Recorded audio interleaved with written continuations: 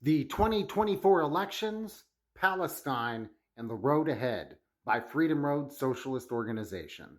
The upcoming presidential election is referendum on the U.S.-sponsored genocide in Palestine and the broader war that the U.S. and Israel are waging in the Middle East. The Biden-Harris administration is coordinating the attack on Iran, and the U.S. has dispatched troops and missiles to Israel. There is a minimum of 44,000 in Gaza, and Israel is raining 2,000-pound bombs down on the cities of Lebanon. While it should go without saying that a reactionary racist like Trump does not deserve a vote, Kamala Harris doesn't either. The resistance to Israeli apartheid and the struggle throughout the Middle East to end Western domination is a turning point in world history. It is a key part of a revolutionary process that will bring the U.S. empire to an end. The Palestinian resistance embodies progress and hopes of oppressed people everywhere. FRSO is a revolutionary organization. We do not believe that we can vote our way to socialism. The rulers of the United States have shown that they will resort to violence rather than give up even a small piece of their empire, like Afghanistan. They deployed troops, the National Guard, all over the country during the George Floyd rebellion. They will never peacefully surrender their wealth, privilege, or power. While elections cannot bring about the rule of the working class, socialism, elections under capitalism are an arena of struggle. Our electoral line has always been a flexible one that takes a number of criteria into account.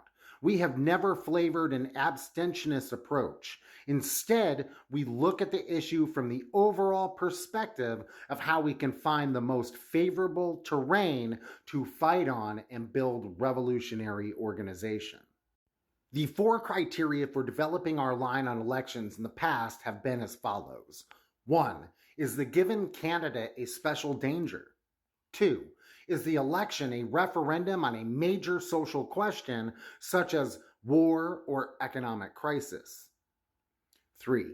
Is a campaign contending in an election the embodiment of a national movement? For example, Jesse Jackson in 1984. 4. Is the issue of whether there is significant political action that is independent of the two major capitalist parties, such as Nader in 2000. While these points serve as benchmarks for looking at what is at stake in any particular election, they are not all equal all the time. We see this election as a referendum on genocide in Palestine, which is facilitated by Harris and Biden. So we don't advocate voting for Harris as a way to oppose Trump. We fully understand that on a number of issues, there are policy differences between the presidential candidates. For example, on labor and reproductive rights.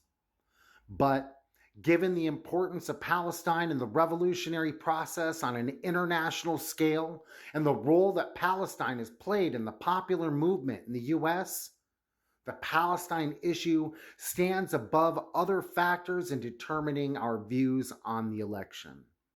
It is correct to say that monopoly capitalism has two political parties in this country, the Republican Party and the Democratic Party, and that both parties are in the pockets of the big corporations. That said, it is wrong to say there is no difference of policy between the two. Labor and issues like anti-union right-to-work laws illustrate this. Some of our friends in the trade union movement disagree with us on making Palestine and the growing war in the Middle East a priority. So they tell us we need to support Harris. That is not going to happen. But we can continue to work together on union issues we agree on. And we are going to continue to promote labor for Palestine groups in the trade union movement. We understand that many progressives are concerned about Trump representing a fascist danger and say the only way forward is to support Harris.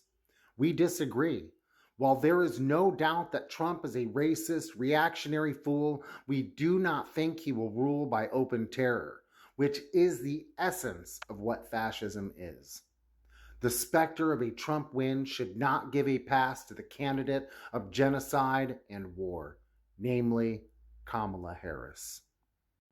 We are not advocating that people boycott the elections. We should not be indifferent to progressive candidates or positive ballot initiatives such as those for reproductive rights.